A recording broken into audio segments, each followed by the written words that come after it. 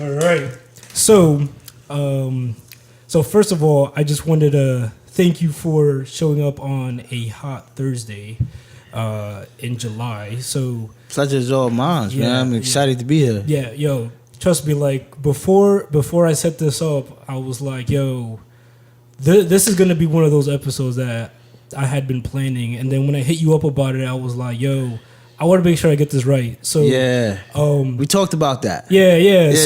So before I even begin, just curious on your thoughts on this. Like, do you believe in destiny? Yes and no.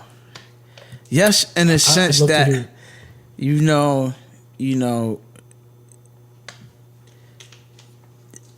That's a strange word for me because before I even get into tell me all about what it. I think, I got to start with what's your interpretation of destiny.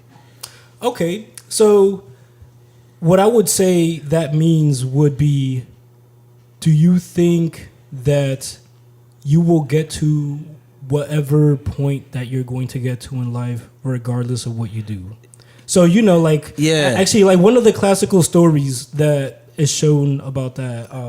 I'm sure you heard of Oedipus, where like his destiny was to like marry his mother and kill his father, and he did everything in his power to like avoid that, and he still ended up doing that. That's a little twisted, but yes and no. Back to the point, like, and I kind of got this thing where I kind of always flip words and their meanings. Yeah, and I'm always with my girlfriend, and like I'd be like, you gotta Google that, and she Google it, and I still be like, nah, but you gotta apply the word in this manner. Yeah. But yes and no. Yes, in the sense that what's meant to be is meant to be, and if it's for you, it's for you.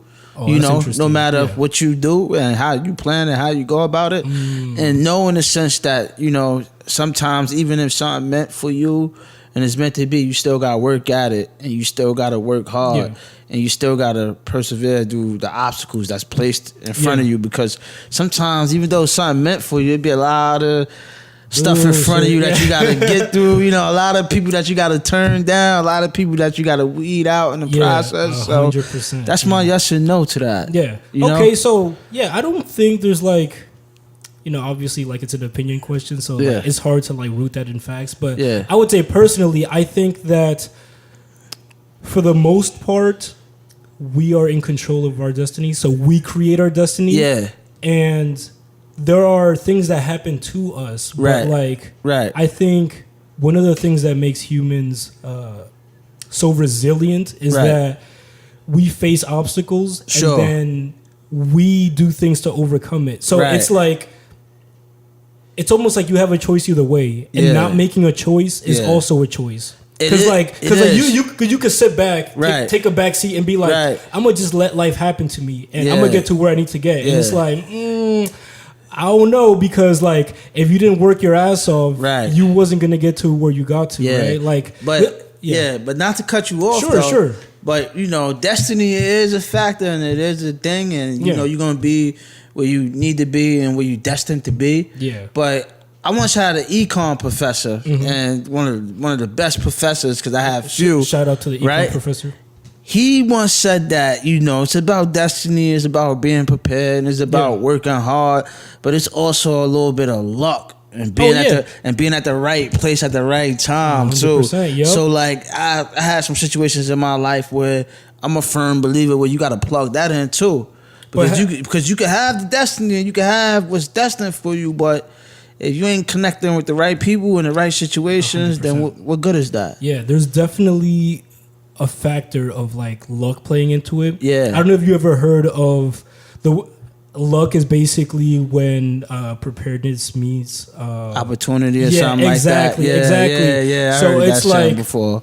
If you set yourself up, there's the way you move throughout life, can set you up for further success. Agreed. Whereas 100%. Whereas if you set yourself up for failure, then you just took that big L. Like you just losing like exponentially. Yeah. Like we were just talking before this about compounding interest. That could work the other way too. It could. You could keep sinking further and further into the hole and just like mess your whole life up. You could.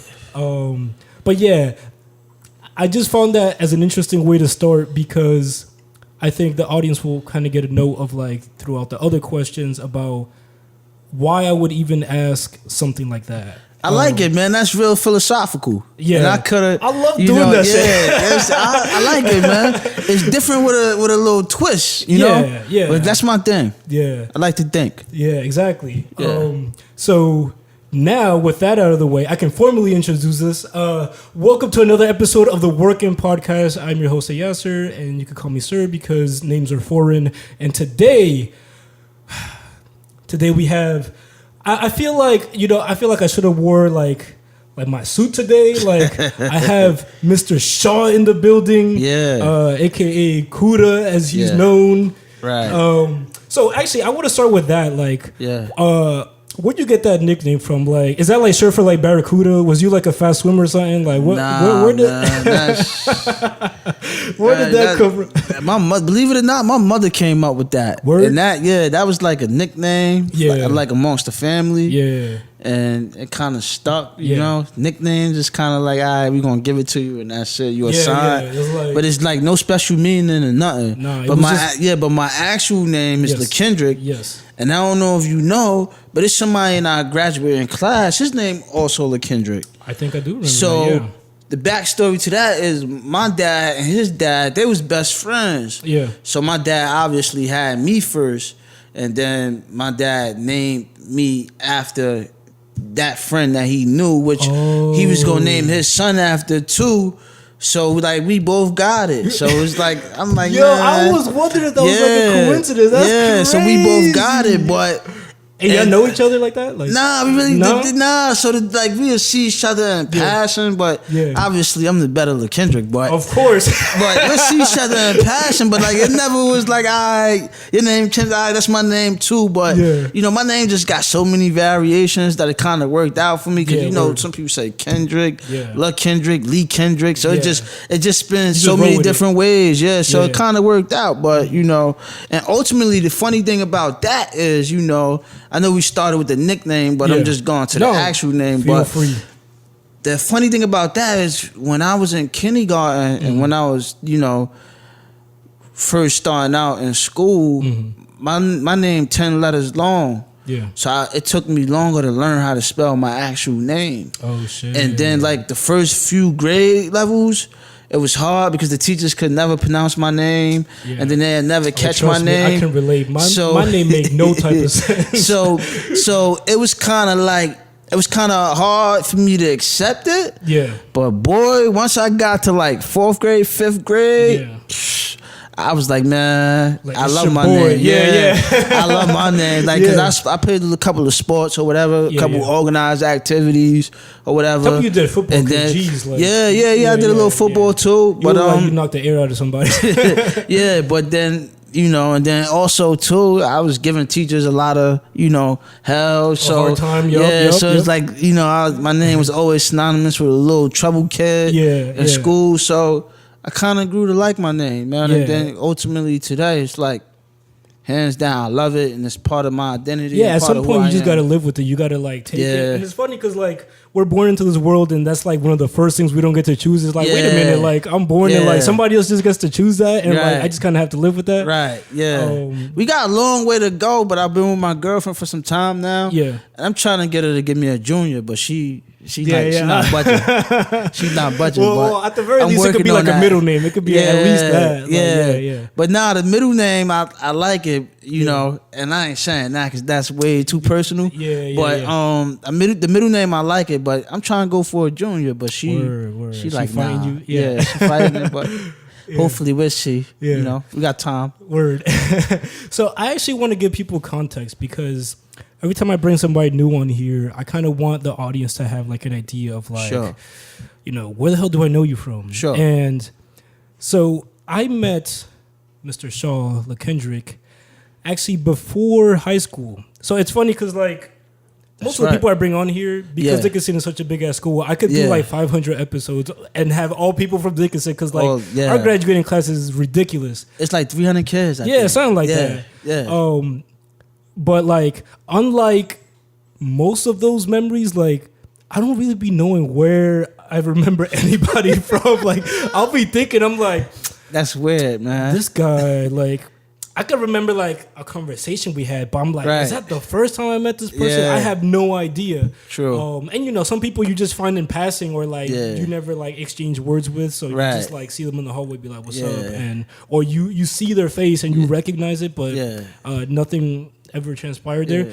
But Lekendrick, I actually know from a program before Jumpstart actually. Yeah. So Jumpstart was like that little orientation thing. 2-3 days or something like that. Yeah, we had a program called 15 Together.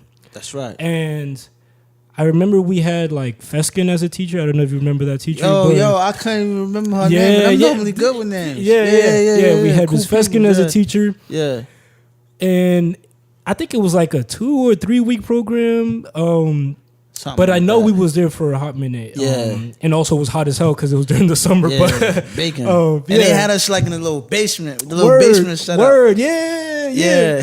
And so that's where that is my very first memory of you. And it's funny because there are a couple things that I remember just like randomly. And one is that I remember that all the way back then is when I remember that you were being called Kuda. Yeah. And additionally, for some reason, I remember you wearing a Coogee jacket. Yeah. I don't know why I remember that, but that just like that stuck like burned into my head. Yeah. I'm like, sure. But then I'm trying to think. I'm like, could it have been because like it was hot as hell? Why was you wearing a Coogee jacket? That was your lucky jacket or something. Like, listen, it probably was. You sweating bullets under that shit. Yeah. Like, it probably was. I probably was young, fashionable, So it probably was. Word. I could definitely vouch for that. Yeah.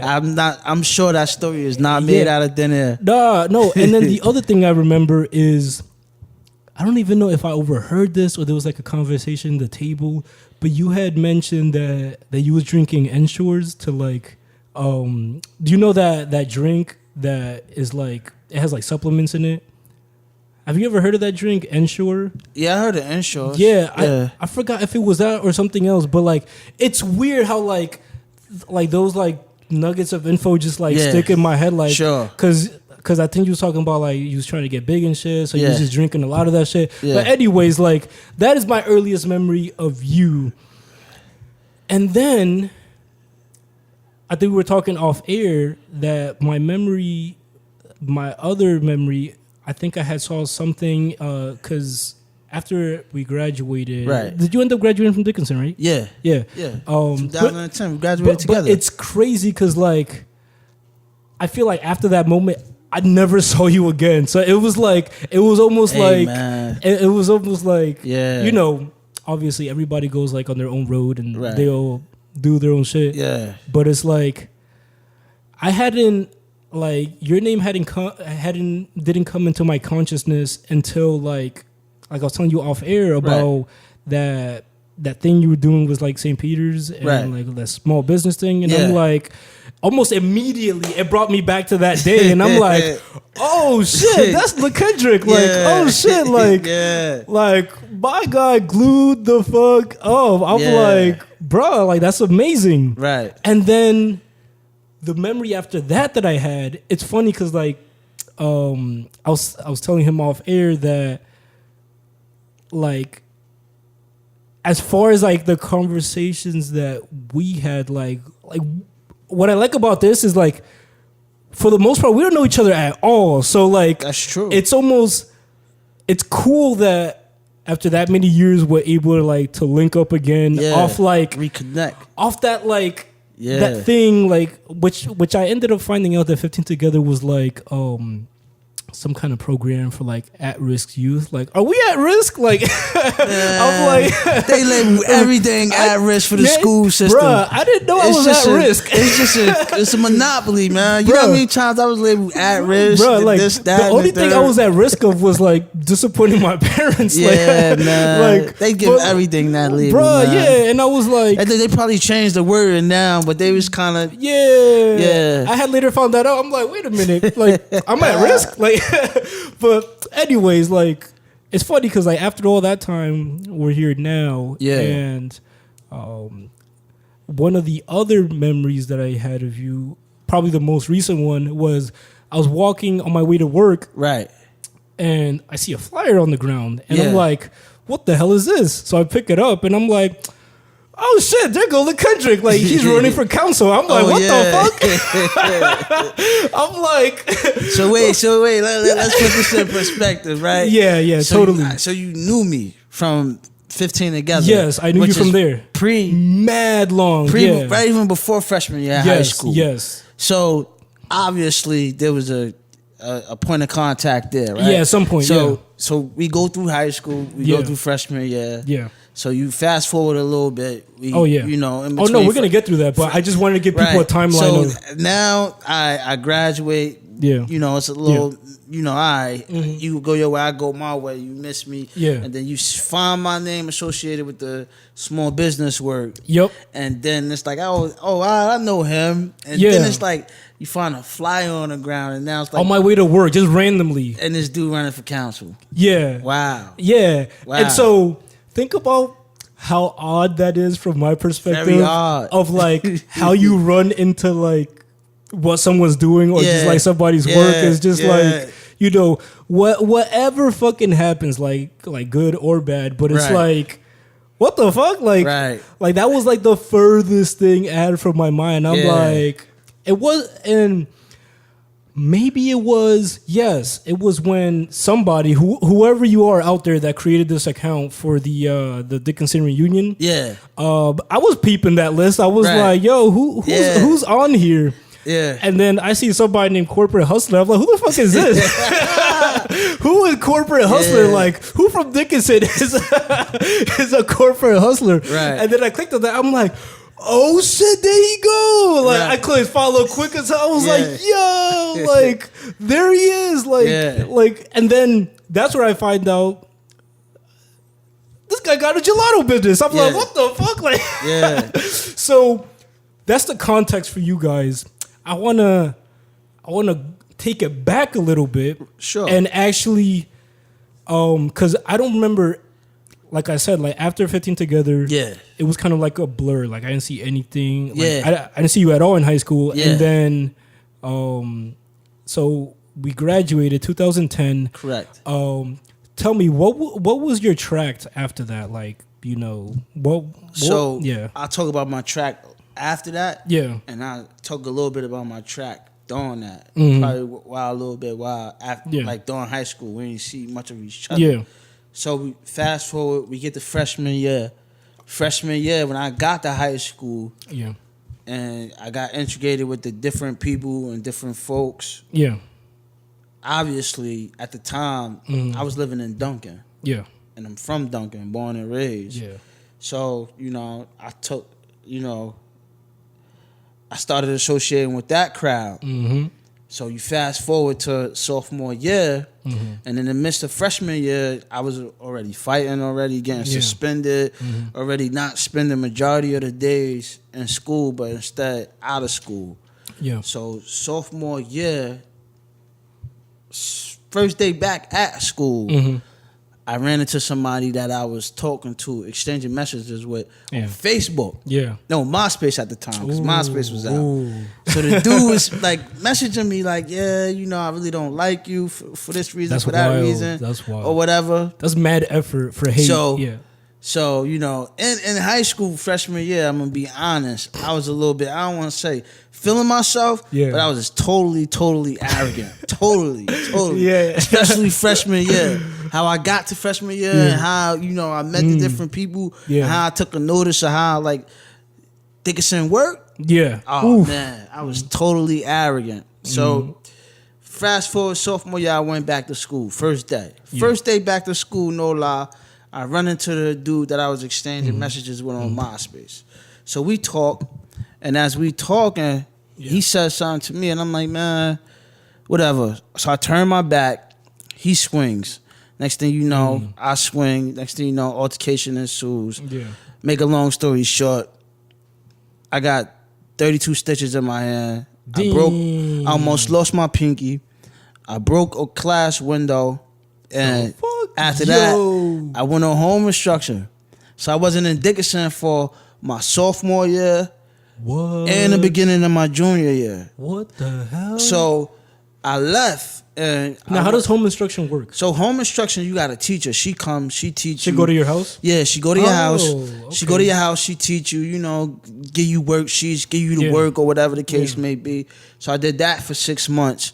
And then I got another extension for 3 more months. Yeah. And then after that, they was like, we're not granting you no more extensions. You got to go back to your home school. Yeah. So my parents at the time, they was kind of conflicted because they like, you in Dickinson, but it's not really working for you because you. Were you doing actually good in like homeschool? Yeah, yeah. I got A's and B's. I was doing good. That's the reason why I'm talking about this is because like everybody I run into from high school, especially teachers, they be like, you changed so much. And I'd be like, so one time I was with my girlfriend and she ran into some people and they was like, you changed so much. So she was like, damn, like what type of person was you? So I'm scratching my head. I'm like, I wasn't never You're like, I don't even know. Like, well, why are they talking like that? But I guess it was who I was associating with. But I had the same mind frame, same train of thought. But I guess the association. But so after my home instruction ended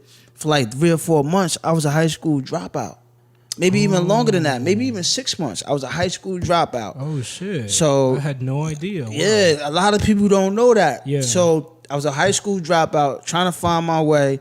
Just thinking and thinking. So I came up with a plan. I'm like, all right, I'm going to do a program. I'm going to do a program where it's like, you get an opportunity to go to a different setting. Yeah. And you get your high school diploma and you do a trade. Yeah. So the program that I decided to do, you could either locate in like in Edison, New Jersey, or you could pick a different location, and the other locations they had was upstate New York. Yeah. So I'm like, yo, let me go upstate New York, change the scenery, change the pace. I could collect my thoughts. Yeah, different people, different environment. Yeah. So I get up there, and the shit just crazy. Like I'm with people who on the bracelet.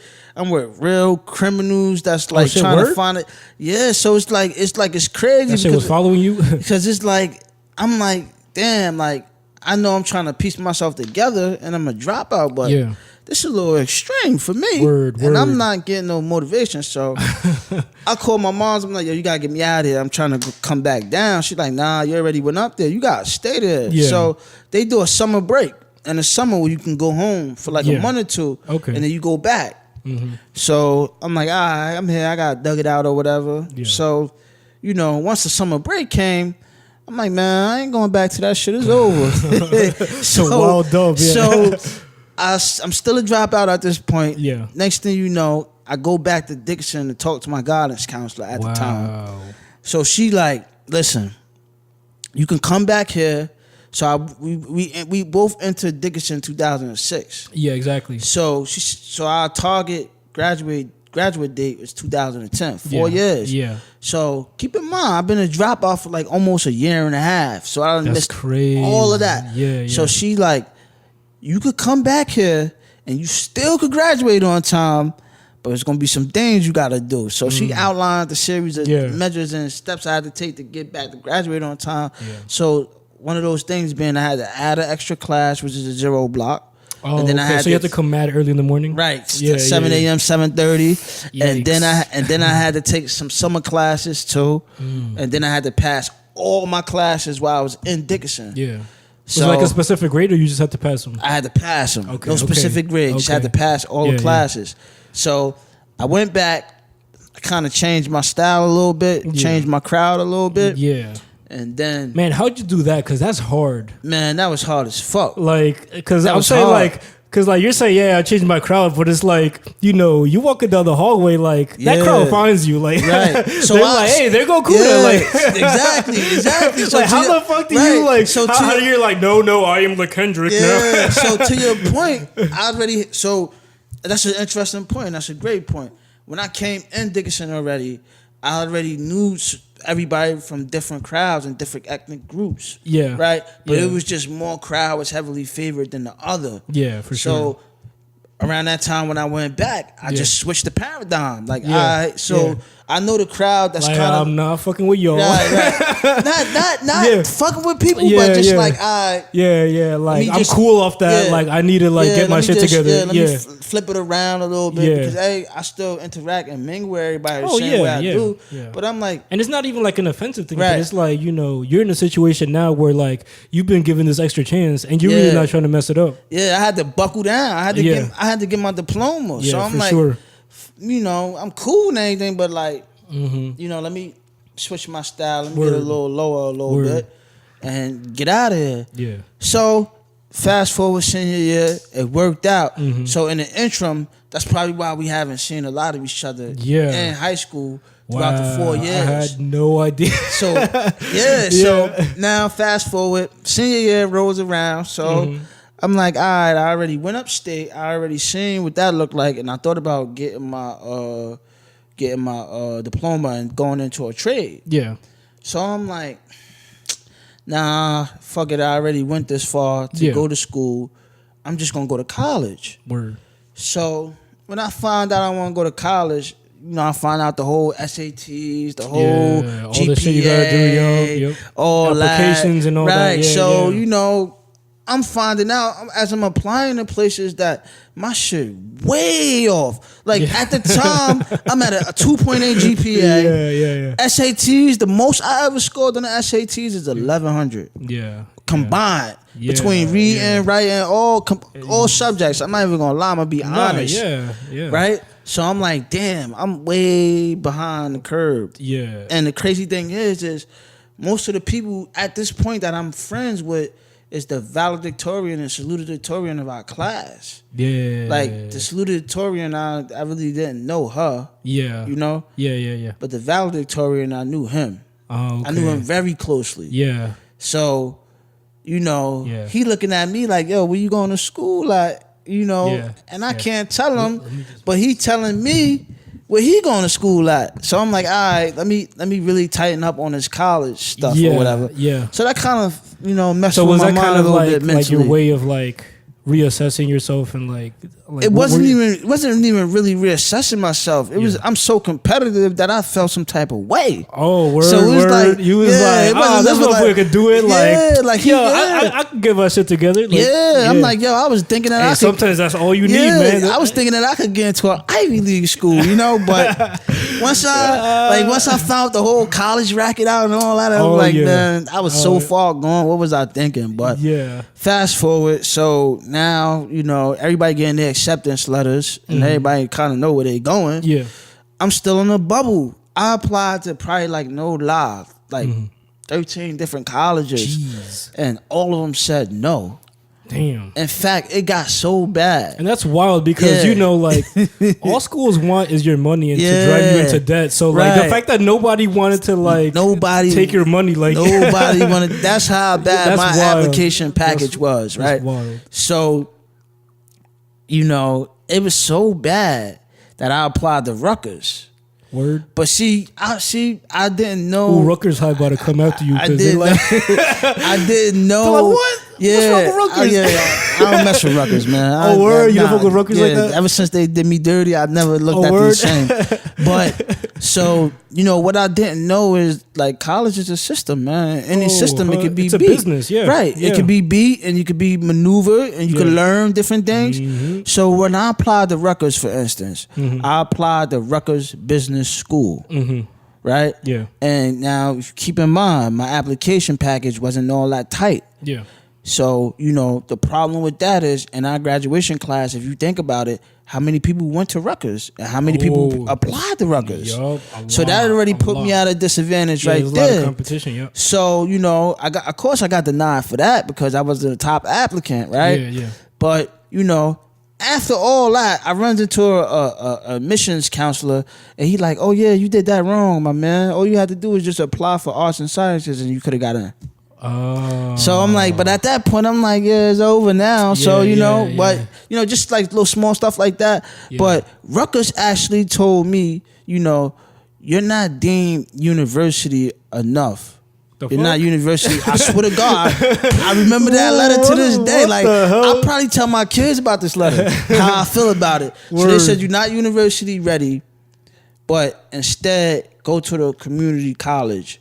We got some like little program or whatever, and they even included a community college application, and they let her denying me. That's crazy. So that shit stung me so hard. I'm like, you know what? All right. So now I can see why you feel that way about Rutgers. So I'm like, damn. So out of all the colleges I applied to, what wound up happening was NJCU said, all right, we'll give you a shot. Yeah. But we'll give you a shot predicated upon the fact that you got to do a 6-week summer program, EOF. Okay, yeah.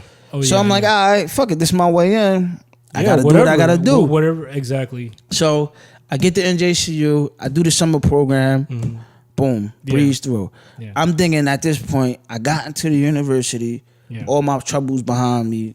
It's a ball game. Yeah. I knew I had to go to a university because I knew a community college, it wasn't enough of a challenge for me because not the brand and not the fact that the stigma is a community college. Yeah. It's just the fact that I was furthering my education. Yeah. So in me furthering my education, I was the first in my immediate family to go to school. That's amazing. I had to. Yeah. That's the story of I had to go, know what I mean, to the top. Exactly, so I'm like, the university is the top. Yeah. You know, and you're like low key setting an example for the youngins in your family. Right. So I'm like, even though it's NJCU, it's still a degree. Yeah, for sure. So I get to NJCU, man.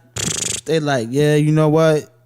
You're not at a college level. So first semester, I'm taking 18 credits, man. Probably like only 6 of them college credits. Oh wow. So I had to do the remedial track. Yeah. Whatever the case may be. Yeah. Figured that out, and then probably like after a year, I got into college courses, and then while I'm doing all this, I joined the Student Investment Management Group, and it's an important plug because this is where I actually met my partner at the gelato space. Wow. And my partner at the gelato space, we knew each other for 10 years. Oh shit. And then he actually... They knew each other like before NJCU? Nah, we met at NJCU. Oh, you met there. So I joined the Student Investment Management Group. Okay, yeah. Which is a group that manages an investment fund of $250,000. Oh shit! And Congressman Gorini gave the seed money to start that group, but now the portfolio worth probably almost $500,000. So that group is predominantly juniors and seniors. Okay. I came in as a freshman and I got a spot on that group. Not only did I get a spot on that group, I was trying like a vice president or something like that. Oh, okay. You know, after a year or whatever. And I got involved with that because, you know, I invest in stocks. I've been investing in stocks since I was like 14.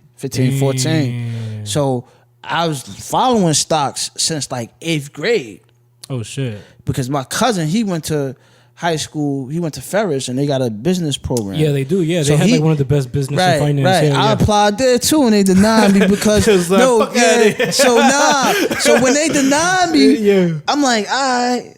I'm going to Dixon and fight everybody. I'm like, I'm going to Dixon with my homies. So it's like, all right, it's cool. Yeah. So damn, that's crazy. Yeah. So and you know, it's funny because do you ever think about how different your life might have been had you gotten accepted to Ferris? Yeah, it would have been totally different, man. So I'm thinking that all these denials is like, you know, and it's kind of go back to how we plugged in this convo. Destiny, what's meant to be, what's meant to be.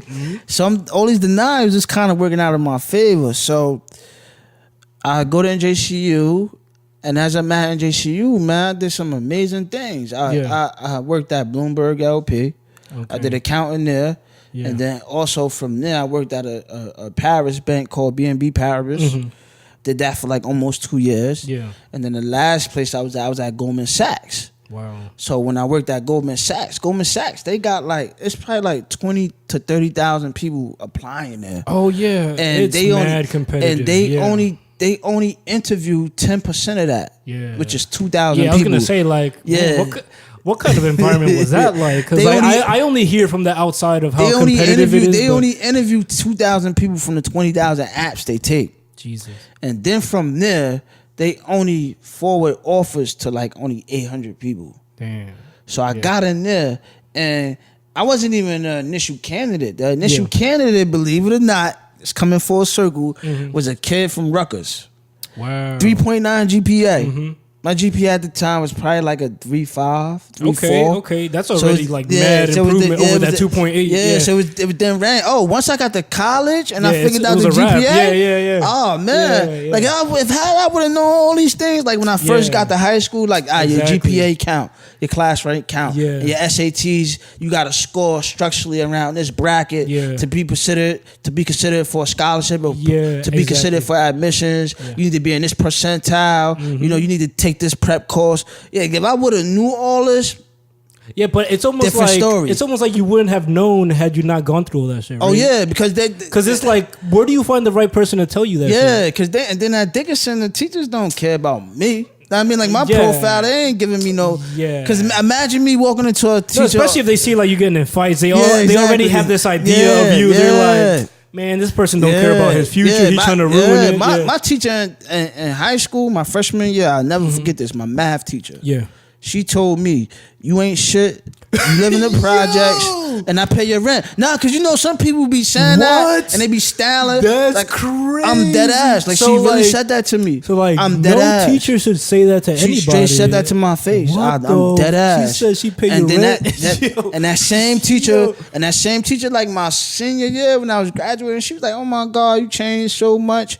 She was so much of a fan, and it's crazy because that's how it be started, right? Like they're haters, and then they. And it's crazy because like I just went back to my grammar school. Yeah. In my grammar school, that was 39, right? Yeah, 39, and I had the keynote speak at that. Because I was going to ask you about that. Yeah. So I had to, and then when I went back to my grammar school and I had the keynote speak. Yeah. I'm like, damn, this is my grammar school. You know what I'm gonna say or whatever. And I'm kind of bugged out because I'm like, this is my grammar school. That's a surreal fucking moment, like to have graduated from there and then years later to be like, oh shit! Like I'm sure, like you sat during that graduation and heard a keynote speaker, and like probably never imagined that you'd be the person standing there. And they were like really like high on me. They were like, we really wanted to be you, and we really like your story. So it was like I was kind of bugged out, man. But when I got there, oh man, it kind of had me twisted because the amount of love I was getting. You wasn't expecting that. Yo, they had teachers.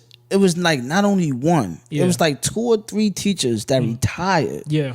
You talking about retired, no longer work at the school. Yeah. When they heard I was the keynote speaker, they came to the graduation. They came to the graduation just to hear me speak. Wow. Like you can't quantify like stuff like that. You know what I mean? And then 100%. When they see, like when they saw me before I spoke, they like had recollections of like everything. Yeah. From like top to bottom. Like this like one of my teachers, she was like, boy, I knew you were smart when I knew you could read in the 2nd grade. So it's like, oh shit. It's like so it's like, you know, there be some teachers like that. You know, like some of them are assholes and they say like they pay your rent and shit. I had more assholes than good teachers.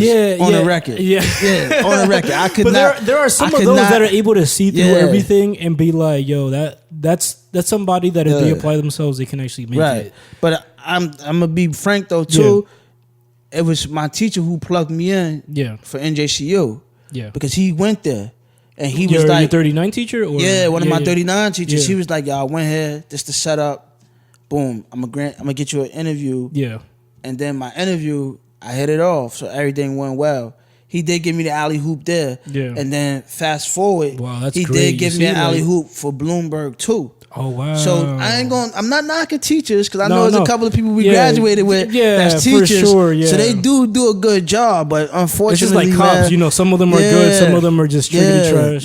But you know, unfortunately, I always had the bad end of the stick when it comes to teachers. Yeah, because like you look to your teacher to motivate you, but you know they majority of my teachers they never motivated me. Yeah. I had to look to myself. Yeah. So I'm trying to get an idea here. Like you went to NJCU, and then you was part of that program where but then like you're a serial entrepreneur, and for people that don't know, that doesn't mean he has like stock in like Frosted Flakes and Fruit Loops. Like that means that he owns more than one business, or he's involved in more than one business. How did that transition? Like, and like, what was your first? Was it Metro Caps? Yeah. So now you go. You know, I get to NJCU. Freshman year. Yeah. At this point, I probably got like 5,000 saved up. It's my only 5,000 I got saved up at this point. So even before that, I said, listen, when I was a freshman in high school, I went to my washing machine table and I said to myself, listen, I want to have 10,000 saved up by senior year of high school, and then I want to have 100,000 saved up by the time I'm 30, and then I want to have $1 million saved by the time I'm 40. Yeah. I never had no money prior to this. This just me just thinking where I want to be milestone wise. Yeah. So I had by the beginning of my freshman year of college, I had 5,000 left. Yeah. But I easily had 10,000 saved and eclipsed. I've been that milestone been checked that box. Yeah. Because my freshman year of high school, I got a summer job working at a pool. Okay. And I'm making like a lifeguard or something? Yeah. Okay. So I'm making like $2-3 grand a year off of that alone. So, and then in the mix of that too, I'm dibbling and dabbling in stocks too. So, I easily eclipsed the 10,000 mark. Yeah. So I entered my freshman year of college, and I got 5,000 saved still left over. Yeah. So I say to myself, like, yo, I want to be a business owner by my junior year of college. So I'm like, all right, cool. So once again, I had a teacher from 6th grade. Yeah. So he came to me. He was like, look, listen, man, I like you. You're a good kid. You're trying to learn business or whatever the case may be. And I got this restaurant I'm trying to start. Okay. So he showed me the plan. So he bring me to the restaurant. At this point, it's still, need renovations. And at this point, it's a vacant space. So I'm seeing a vision. So he like, look, listen, I want you to invest in it. I'm like, all right, cool. So I'm like, what's the terms? He like, you can invest 5,000 and you get 5% of the sales of the business the first year, and then again you get 5% of the sales the second year, and then the third year you get 5%. But the second year you get your money back. Oh, okay. I'm like, cool. This is a no-brainer. That sounds like And I know the dude too. I'm like, this is my teacher. Yeah. And I want to be a business owner by my junior year. Yeah. So I'm like, that's like the best way to start. The best entree. Yeah. But keep in mind, I already had a business sense and a business knack because I was already investing in stocks and everything. For sure. So I wasn't like naive to this. Or you weren't putting all your eggs in one basket. You still had like, a couple of different things. But in terms of cash on hand, this was all my cash on hand. Was? Okay. Yeah, this is all my cash on hand. Yeah. But I was hustling and getting money in other ways, to your point. So you kind of right. Yeah. But I ain't see that money for 5 years. Damn. And I had to sue him. So I had to sue him. So I had to sue my teacher to get the money back. Because it almost too good to be true. But then it was like, so he took like 2 years to open the restaurant. Okay. So in the meantime, he just pushing me off, creatively pushing me off. Yeah. So it took me almost 4 to 5 years to get the money back, and I had to sue him. And I probably only got like 2,000 on top of my money. So, in the midst of all this, my sophomore year, I'm working at B&B Paribas. So it's July 4th on Monday. July 5th, I come back in, and the managing director at the time, he sat me down and he was like, look, listen, man, you're a good kid, you got a bright future, but we're going to go in a different direction. Oh. So this program's supposed to be a 2-year rotational program, 4 different departments, 6 months each department. Man, so if you listen to what I just said, July 4th was Monday. July 5th, Tuesday, I came in, dude let me go. Like, so I'm like, man, you know what, man? That's it, man. That's it, man. So I was like, all right, I want to start a business now. Sophomore year. Had money saved up again on my last probably like 2 or 3 grand. Yeah. So I'm like, all right, if I'm starting a business, right? What's the easiest thing to start? Which is not advice I would give to anybody. I don't think in terms of what's easiest to start, right? But I'm like, when you're beginning, it's like, those are the kind of questions you ask yourself. So I'm like, all right, I know I'm a fashion dude. Remember you mentioned the Coogee in the beginning of the segment? I'm like, when I was in high school, I had staying hot in the summer. Right, I had a hat. Like, I'm still hot. What's up? Right. I don't know if that's the summer, man. That's probably like the fall. Like, I don't know when summer, I remember you. Yeah. So I'm like, I got a hat for every pair of sneakers, right? Word. So I'm like, you know what's the easiest thing to do? Yeah. A hat store. Yeah. I'm gonna open up a hat store. So I just got fired. Probably got like 2 or 3 grand. I said, all right, I'm opening up a hat store, but I need some partners because I'm still in school at the time, right? And also, it's just kind of hard, just like ponying up all the money for your like it's mad risk. Yeah, for me, it's not the money aspect. It's just just spreading out some responsibilities and another perspective. Exactly. So I'm like, let me get the location. Find a spot in Journal Square, not too far from here. Yeah, and spot need a lot of work, right? Yeah. I'm like, I could deal with that. That's not the biggest issue. The biggest thing is let me get a partner. So I pitched this idea to probably like 3 or 4 people. Was it to like the people in your NJCU group? Or? Nah, I was outside of my NJCU group. It was people that I Like, how do you go about finding business partners? So I went to people that I knew, unfortunately, which is all I had at the time. Yeah. So everybody like, nah, I really don't want to do that. Yeah. Nah, in a nice way. Yeah. So I'm like, yo, it's this one dude I went to school with. Let me hit him up. So I pick him up. I bring him by the spot. I'm like, yo, look, boom. This is what we could do. This is what we could turn this into. This is what I'm thinking. He like, word, I'm on board with that. By the way, has this person ever been a business person? No. Okay. He hasn't been a business person at this point. It's interesting, yeah. But his family come from a business background because they operate a restaurant. Oh, right, so he hasn't been a business person at this point. Yeah. But he's a smart guy. He's kind of familiar with. He's a smart guy. He's familiar. And again, I met him because we used to shop together in high school. Yeah. So I'm like, let me pitch it to him, right? So we find a spot. Boom, we get into negotiations. I'm negotiating the lease now. Yeah. So, the landlord gives me a template lease, and in the lease is a lot of things written into it. For instance, rent going to increase 42% after year one.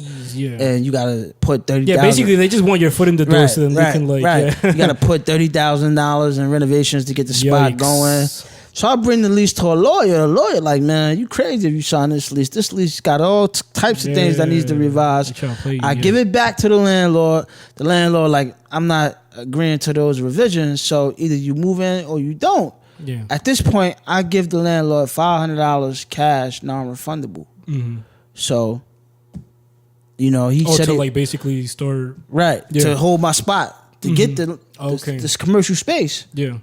So we lost the space. Okay. Just lost $500. Just got fired not too long ago, and then us losing the space. Yeah. The partner that I linked up with, he kind of just was like, all right, whatever, and just kind of he just left it there. Okay. Me myself, I'm like, man, that don't mean nothing to me. So I keep on looking, and then I run into a space on West Side Ave.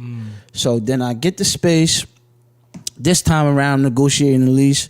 A lot easier, landlord, a lot more business friendly, a lot more understanding. So she give me a shot. I put the deposit down, get everything, and then I find a little handyman, paint the store, black and gray, get everything rolling. This time around, I bring that same partner back in again. I'm like, yo, look, I got the keys, I got everything. I'm already rolling, whether you coming or not. Yeah, word. This is what it looked like. Yeah. Fast forward, that's Metro Caps. That's my first venture. Okay. So we selling hats, clothes, and sports apparel. Mainly sports apparel. Yeah. So I operate that business for like 3 years. Yeah, I feel like I remember, Alejandro, right? Like yeah. Was he doing like designs for you? Yeah, he was doing designs for me. And shout out to Alejandro one time. He a dad now too. So congratulations. Yeah, he was doing designs for me, and I knew him since grammar school and high school. Yeah. Oh, okay. Because I graduated with him from St. Peter's. Yeah. There you go. So that worked out for a little bit, but now the space was probably like 500 square feet, so it was a small space. It was a little cramped, and we grew the business. Yeah. Now, how successful was the business when we grew it? That's a different conversation. But I started thinking bigger vision. So I needed a bigger space. That was almost like your foot in the door, right? Like that was like like your first baby, where you could make the mistakes from, learn from it, and be like, okay, like if I were to do this again, now kind of like you had that new beginning when you graduated and went into college. You was like, I'm not gonna do what I did in Dickinson. I learned from that shit. I'm gonna get my GPA right, and then like this is like the business basically. Like it almost doesn't even matter like if it went well. It was almost like as far as like we were talking off air about learning by doing and learning by making mistakes. That's how I am. Like I ain't no book smart learner. Yeah. You know, I'm a experienced and that's good that you learner. realize that. Yeah. Nah, I don't do all that, like being into the book too long and all that, man. I'm just off experience and off of how I could teach that's really myself. What counts. So it's execution. Yeah, so you know exactly. So basically, from there. Because you could be in the books all day, but if you don't execute on your idea... Yeah, that's all theory. Yeah, theory is not worth a lot. Yeah. It's practical, applicable experience. Yeah. So, boom, from there, basically, I opened up a bigger store, which is called Galore Boutique. Yeah. And it was 2,000 square feet. Yeah. So, I tripled the commercial storefront in size. Yeah. And then along that, expenses grew, you know, staffing issues. So for a long time, I was running both at the same time. Oh, yes. And then, you know, what helped us too is we added a product group, which was embroidery. So we designed clothing for different people, different businesses, different regular customers. So, you know, we was doing wholesale and retail. So that grew the business tremendously. So you fast forward to the additional location. So for a while, I was going back and forth between 2 locations, and then I just closed Metro Caps. Yeah. And then I kept Galore along with my partner, and then you know that was running. But eventually, we started to meet some resistance because you know the money wasn't rolling in as it was rolling in with Metro Caps. Right, and then with Metro Caps, you know, it was a smaller operation. Yeah, for sure. So you know, this new establishment was just a beast of it within its own. Yeah. So kind of too fast. Yeah. I would say. Yeah. But again, learned a lot there, and then you know we was coming off a successful business at Metro Caps, and you know we raised a lot of money between friends and family. So I was feeling good. I was in the moment. Yeah. So you know once we met that resistance at the second location, from there the direction of me and my partnership, it kind of went different ways. Yeah. But and so you started Galore also with the same one that you started with Metro Caps? Correct. Oh, okay. Correct. Okay. Yeah. But both of these entities, I started the name, the vision, the brand, everything. Yeah. You know basically, what I mean? you just had them come along for the investment. Oh yeah, 100%. Right. Yeah. But he was a key component of the success in the first business because with the embroidery, that was his part. Okay. He was the technical aspect of that, and I was more of the sales aspect of that. Yeah. So we kind of married the two together. Word. But in terms of like getting the machine, like getting it started, I actually got the machine. Word. I got the machine off of my credit. Yeah. So it's like, you know what I mean? Like it was kind of like always a thing where I was kind of like the jump starter and initiative. Word. And it just always caught fire, and I always had somebody along with me. Yeah. But you know, the partnership, it went in a different direction, and you know. It was a personal relationship, so whenever it's a personal relationship, things kind of get clouded. Business, things kind of get clouded. It's a weird, So ultimately, I wound up walking away, and he kept the business in the name, and ultimately, I walked away with zero. Okay. So you know how that happened because things got convoluted, and you know I put somebody else in the mix of things, and then. In the midst of me putting somebody else, I basically relinquished my rights. Oh, okay. And then, you know, I started from scratch. I started from zero. Yeah. So that's the second business. So correct. So tell me from the period from where the second one ended, how quickly did you move on to the next one? Because like it seems like you was like, I was doing Metro Caps. All right, you know, this thing is going well, you know. But then you're like, I transitioned into this bigger spot, and we're going bigger, right? And then you like, you know, Metro Caps goes away, and then you have Galore with this guy, right? And then you basically relinquish your rights to that. And you're like, so I guess I just have to go to another one. Like what? Like explain to me the thought process. Like as you're leaving Glory, like I was on another one at that moment. Word? Because I was a little livid, man. I was a little, you know. Pissed off because I'm like, all right, you gave this brand an identity. Yeah. You worked for this brand for how long, you know? Yeah, for sure. And at this point, you build something else, you know. Right. Last thing you want to do is like leave what you just built. Right. Yeah. So, you know, and it's not only emotional attachment for me. It's like, in a sense, I'm an architect. So, and being an architect, I like to build things and see them through the build. Exactly. So with this, I couldn't see it through the build. Yeah. Unfortunately, I could only build it, and now it's in somebody else's hands. Yeah. But I'm like, all right, it is what it is. Yeah. So immediately, my mindset was like, all right, what's next? But I had to kind of pause a little bit because I had. Well, that's good. I had so in the midst of that, I had submitted my name for the Ward B council person. So that's how you get into that. So somebody reached out to me. That's crazy. And it was like the council person stepped down because some other things occurred. I'm like, all right, cool. So they like, yo, put your name in the hat. Oh, so somebody reached out to you. Yeah. Because I'm like, initially I was thinking like, how do you go about being a council? So they like put your name in the hat, and you might got a chance. Yeah. So I'm really believing the person. Yeah. Not knowing what the process is, and not knowing how these things go. You never been a council person before, And not saying that nothing is hand selected and nothing. No, is rigged, but, for sure. It's a process to things. Yeah. So I put my name in the hat. I'm thinking, all right, cool. The person like, get ready, be ready. Yeah. Being in a public service is like it's a real thing, and you got to be ready for it. So I'm getting ready for it. So I get an email from the mayor. Mm-hmm. So the mayor like, you're a good guy. You did some great things for the community, but unfortunately, we picking somebody else. Yeah. So, he's like, but I want you to stay involved, though. Mm-hmm.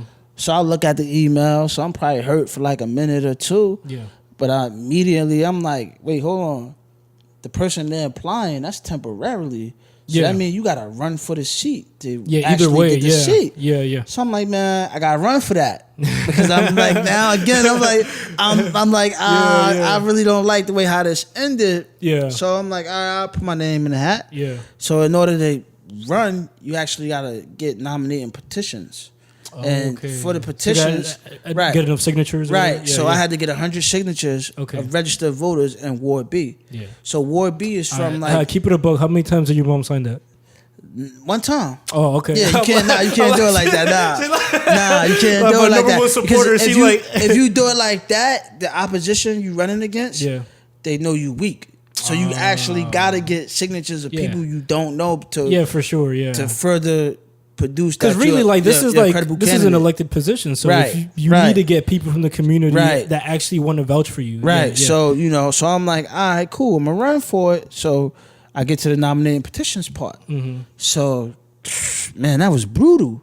Yeah. Because you think that all right, how hard is it to go to somebody and get their signature? Yeah, you figure I follow like 200 people on social media. That means I could get like 100 signatures. That was out the window. Yeah, because now you got to go through the legalities. Are they a registered voter? What's the last address they voted at? So it's like a whole system. It's not like you're stepping into government, so there's levels to like this bureaucracy everywhere. Right. So I'm like, all right, cool. I'm running for it. So I got the nominating petition. So at this point, my partner at the gelato business, I sat down with him. I'm like, we went to a Did y'all meet like when after you left Galore did y'all meet? We met so it was a transition period. Okay. While I was leaving Galore, I still was in Galore. Oh, okay. But I didn't know I was leaving it until I ran for office. When I ran for office, that's when I knew it was over. Like, all right. Yeah, you just left that behind. Yeah, I was like, that's it. Party over. Mm-hmm.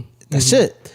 So my partner at a gelato business, I sat down with him. Now, my partner at the gelato business, we knew each other for 10 years now. Yeah. And, that was one of the NGCU guys, right? Correct. Yeah. So he was the president of the student investment group at the time when I joined. Mm-hmm. So we got a close relationship. So I sat down with him. We was at a sushi spot in Bayonne. Mm-hmm. I'm like, look, listen, man. I know what I'm about to ask you might be hard, but I'm going to ask you. Mm-hmm. I said, I'm running for public office, and I need a treasurer. Mm-hmm. I need a treasurer to, monitor my accounts and file quarterly reports when I raise money. Yeah. I'm like, you ain't got to give me an answer now, but just think about it and let me know. Yeah. So he was like, all right, I'm going to think about it. Yeah. And then he just was like, all right, what we got to do? Yeah. So I'm like, all right, cool. Yeah. So basically from there, we formed a campaign team, and we started canvassing and we started getting flyers done. Yeah. And then, my dude, like whoever did like the artwork for your shit, yeah, they killed it because like that shit. So that look mad official. Right, yeah. So that was my third partner. Yeah, so I actually had to hire a photographer, shoot shots. Did that partner create that? Everything. Yeah, he created this too. Yo. So I need to cop one of those shirts. So he do like design work, and that's what he went to NJCU for. Okay. For graphic design. Okay. So I ran and a heck of a lot, man. I ran 2016, which was the year Trump was on the ballot. That's crazy. So I ran in a Trump election. So ultimately, I lost. I got about, I think, 600 or 700 votes. Yeah. And the winner, he got 2,100 votes. Yeah. And the runner up, he got 1,800 votes. Yeah. So, that was a meaningful experience, and I got to meet some people, and I got to learn what it's like. And you've never done that before, so I've never done that before. That's the kind of experience where you can only learn from. Like, correct. Yeah. And so I was like, all right, that's cool. I'm gonna keep it a buck. Like I was in my research that I was doing, I came across I only watched a little bit, but it was like this video that was recorded of like a debate y'all were having. Yeah. And you was like, well, if it makes sense for my constituents, I was like, okay, so and I'm still in government to this day. Oh, you are? Yeah. So you're like an aide or something? Yeah, correct. Yeah. So I'm an aide to the councilwoman of Ward B. Okay, yeah. So it was interesting. So you still have your hand in that? Yeah. I still got my ties. So basically I learned a lot from that. 100%. But then after the whole council ordeal finished up and wrapped up, my partner, he took a course. He took so he got his degree in finance, his master's in finance. Yeah. He works in banking. Yeah. And in the midst of all this, I'm gonna backtrack a little bit. Yeah. While I was still working at a bank, I ran into him on a bus. Mm-hmm. And I said, yo, long time no see. What's up? What's going on? He said, yo, what's up? What's going on? I'm like, I'm good. I'm working at such and such. He's like, oh, that's good.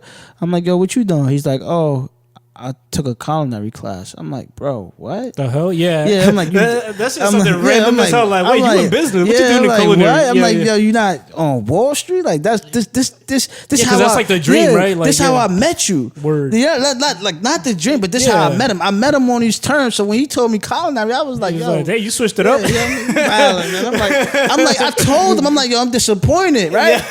So, in the interim though, we was time consumed, so he couldn't really get into all the details. But fast forward, he was still working in banking, and doing culinary on the side. Yeah. So he finished his culinary school. So he got his degree in culinary. So he worked at different restaurants, different Michelin star restaurants, and different bars or whatnot. So he took it seriously. Yeah. So he got the whole craft down.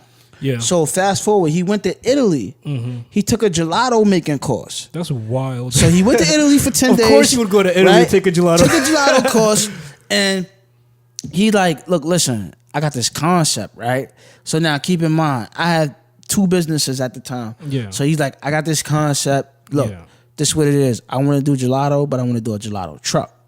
Okay. So immediately I buckled down and I started working with him on the business. Wait, hold up, because we roasting under here like some rotisserie. Like, so since you mentioned gelato, I think it's the perfect time to get some gelato out the freezer. So this is like the interim mukbang edition of gelato, brought to you by Gelato and Company. Yeah. What is it called? Gelato and Company. Yeah, that's it. Jersey and Co. Gelato and Company. Yeah. So that's it. I'm gonna get some of that right now. So pull it out. So as we working on a business plan, right? As we're working on a business plan, I'm like, I like this business. Initially I'm supposed to invest in it. Yeah. But I'm like, nah, I want to be an active operator. So I tell him. Also, he did approach you about it. Yeah, he approached me about it. So I'm like, yo, now I want to get fully involved. So now we're looking for a gelato truck. But the problem is that the food truck industry is so packed and so like mass market now. It's pretty competitive. Right. I'm seeing a lot of food trucks. So we couldn't find a food truck that could be designed and delivered in a specific time frame that we were working with and when we wanted to go to market. So my partner, he also runs in marathons. So a route he runs was along a path of a brick and mortar commercial storefront. Yeah. And he reached out to the owner, and I just started the negotiations, and now we have a physical location at 55 Mallory Avenue, Jersey and Co. Gelato. Yo. It's Claremont and Mallory. If you're familiar with the West Side, it's right by the light rail station. So that's pretty much how that came about. And I know we kind of went like all over the place with this interview, so I hope with the mixing and mastering we could, you know. Wait, we're actually going to stop it here. We're going to keep the audio going. Hey, and we are back. Yep. So tell me about this gelato here. Like, what are the flavors we got here? So what we like to do is we got sorbet. Yeah. And we also got gelato. So sorbet is more of a non-dairy and more of a vegan option. Okay. So what you popped open first is actually gelato. Okay. So I got cheesecake at the top for you. Whoa. So you're going to get out a shot. Let me know what you think. Unbiased opinion.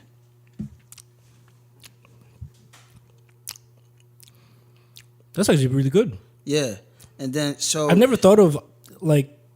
Usually, like, on one of the mukbangs, I explained that the flavor I like the most for ice cream is, like, some kind of cookies and cream or something like that. Like, sure. Like, I'm a sucker for that. But normally I wouldn't gravitate towards the strawberry, but I like cheesecake. So, like, this is, like, cold cheesecake ice cream. Yeah, it's good. Is there something underneath this? Yeah, so you gotta dig to the bottom. Yeah. It's kind of layers. So this has like strawberry and it has like the little actual little crumble. Yeah, all our flavors are actual made on site, and some of them actually get imported, like the pistachio, which is under that. Yeah, it's actual pistachio. So most of these places you go to experience pistachio gelato or ice cream, it's food coloring. It's not actual pistachio, but our pistachio is actual pistachio. When you pull that under to taste it, you taste the difference. And so it's a wax paper that separates. Okay. Yeah. So I would have to dig underneath. Yeah. So pretty much, Yeah. Okay. If you pull it up, there you go. Okay. There you go. Oh, so this is that's the pistachio. The real pistachio. Yeah. That's one of my favorites. That's one of the top flavors. We can't keep that. That constantly sells out. Oh, word? Yeah, 100%. That is tasty. Like, I've never tasted pistachio. Like, I've never had like the actual pistachio. Sure. So I never knew what it tastes like. But it's like it has like that nutty flavor. Sure.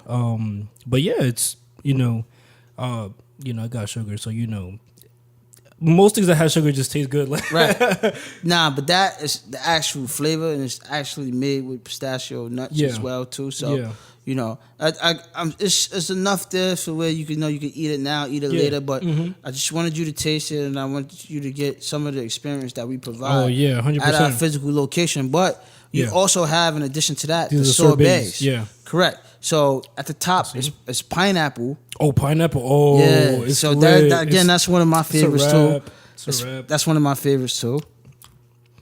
Oh yeah. Yeah.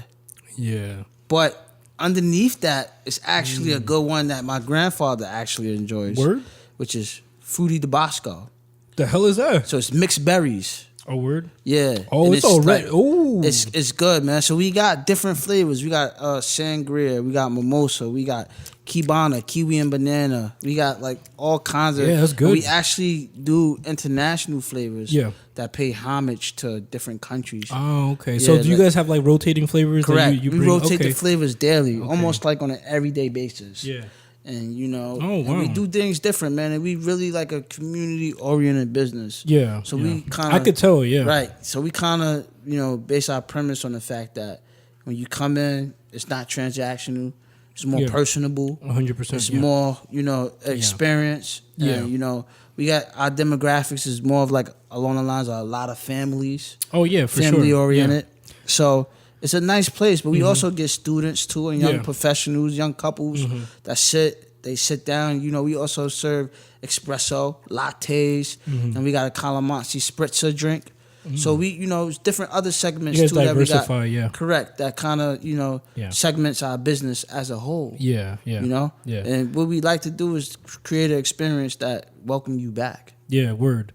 Because we were talking briefly about like, gentrification in Jersey City, like before we cut the cameras on, And I think your business, especially the one you have now, is like the one that's in the best position to take advantage of the demographic change in Jersey City. Yeah. It's like, that's a perfect way I think other people can learn of, like, you don't have to like necessarily fight gentrification. Like that's, you know, you can use it to your advantage and like actually profit from it. And I think like, like first of all, you get the people that just like ice cream because like, you know, people like ice cream. Also, I mean, my bad, gelato. Can you tell us the difference? Because you know, huge difference. So gelato is made with actual flavors, right? Okay. So gelato is like 10% air and less churn. Oh, okay. Ice cream is more like creamy. Yeah, ice cream is more like 80% air, an actual 20% flavor if you're lucky, depending on the brand, depending on the you know the flavor and the density things. Yeah. But ice cream is less flavor. It's less flavor. You know, it's less. You know, health wise, it's not a better option. So you know, I like to look at it as the knockoff. Ice cream is the knockoff. Gelato is the real thing. And I'm not saying it because I just sell it. No, you can look into these things. You know, it's widely biased. It's widely publicized, but gelato is more of a healthier alternative. But gelato also is a new segment. It's not new in the sense that it's been around for some time, but it's not widely adopted in America, such as ice cream. Because ice cream is recognizable. The pineapple is smacking. Go get the pineapple. It's widely adopted. But gelato is still coming around. So I think one of the, you know, because I had to replace the battery on this. This has been an amazing interview, but or rather conversation. One of the things I kind of want to end with is, and mind you, I had a bunch of things like, because like I told you, like I went all out like researching and shit and like making sure I made the most out of this moment. But we're gonna end it with like, I noticed that on your Instagram you post pretty much like whenever you post a picture, you'll put the hashtag Project Kid Turn Success. Tell me like, why do you do it? Like, where does that come from? Like, is that what from the outside? The way I saw that was like your way of kind of like staying grounded and like, you know, not forgetting where you came from. Sure. Even as you find, you know, the success in the world, like realizing like where you came from. Because like one of the things I was gonna mention like before we cut this was like, I feel like you're one of those people where, you know, obviously you're still young, you still have a lot of successes, a lot of mistakes to learn from. Sure. So, you might be one of those people where like your life gets turned into a movie. Sure. And and that led me to think like, geez, like you might be, you know, you see like there's no cap here. Right. You know, you might. Aside from like, do you rap at all? Because I was gonna say like you might be like Jersey City's version of like Nipsey Hussle. Right. Yeah. And I'm like, yo, like, so just tell me what. It's funny that you mentioned that. So you know, not for nothing, you know, hats off to the dude. Excellent dude, brilliant dude. Unfortunately, had his life cut short. Yeah, for sure. But man, I've been building up communities for some time now. Like when we first put Metro Caps on West Side Ave, it was across the street from that. It was a vacant supermarket that was vacant for like almost 20 years. You know, when I opened Metro Caps, a year or two later, the supermarket was open. I'm not saying that I was the sole reason for that. But you know, changes have like ripple effects. You know, you throw your water in the pond, and like the ripples come out. We activate communities. And the space we in now with the gelato space, you know, that space sat vacant for 6 years. And the product, man, you know, like, and, you know, I know you mentioned the gentrification word earlier, you know.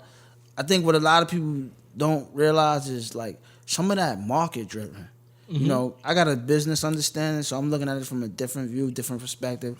I'm not saying that public policy don't play a part. Public policy definitely play a part, but to a certain extent. It's market driven. But now you find the whole area being revitalized. Yes, It's market driven. You got to think we right next to New York, and to live in New York, it costs. So if it costs you X amount to live in New York, and it's X amount less across the river, you're gonna make the logical move. Yeah, correct. I'm saving more money, so that's 100%. Market driven. But back to the point, man.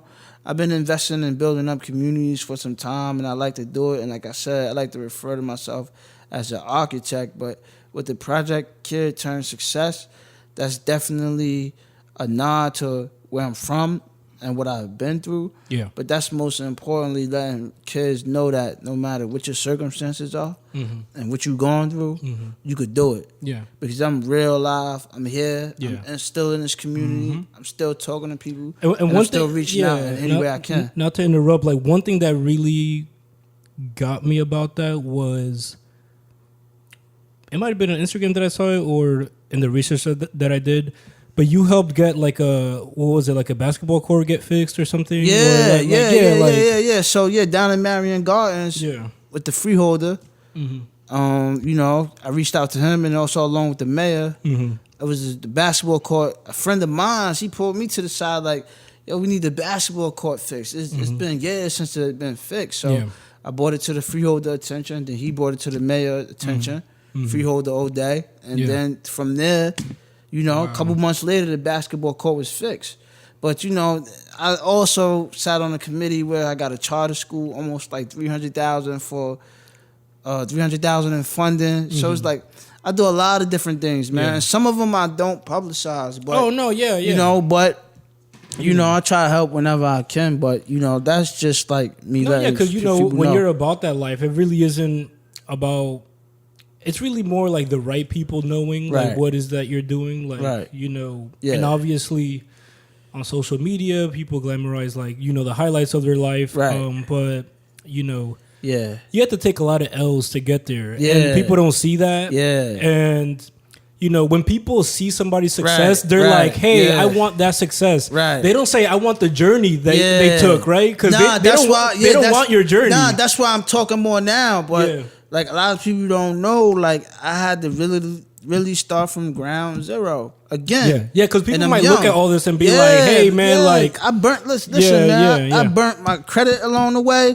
I had to get that back where it needed to be. It's risk taking, and calculated risk. Right. And new relationships, man, cut people off that I wasn't really, I had people that I knew that stole from me. So it's like a lot of different things, but I really never talked about that because for sure. I wasn't, at this point, I wasn't even talking about what I was doing that was new. Because I was like a little bit reclusive this time around. Because this time around, I was definitely gathering more thoughts. And then versus last time around, I was always at the start of the scene. Always at the start of the scene, always on the scene. So this time around, I kind of wanted to switch. It's interesting, you mentioned how freshman year of high school, you was all arrogant and shit, but then you kind of like, okay, like, let me step aside, do what I got to do, grow mentally, and then, the work speaks for itself, and it has. So I'm going to end it right there because I can see the camera is about to die, so... But I wasn't, not to cut you off, if the camera let me get this,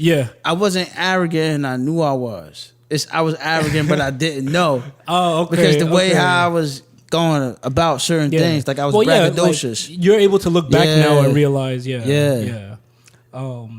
But we're gonna end it with that one. I want to thank you again for thanks for first of all me, bringing man. Some good gelato. Go check out Jersey and Co Gelato, 55 Mallory Avenue. We on Instagram, Jersey and Co Gelato, and the website will be here any minute. You need to put a website with like that shirt on it because people need to buy this. So the website coming with merchandise too, and everything is coming. I'm working on it. I need to cop one of those in medium. This has been another episode of the Working Podcast. Divided we're awesome, together we're more awesome. Lincoln Build is the motto. We will see you guys in the next one. Peace.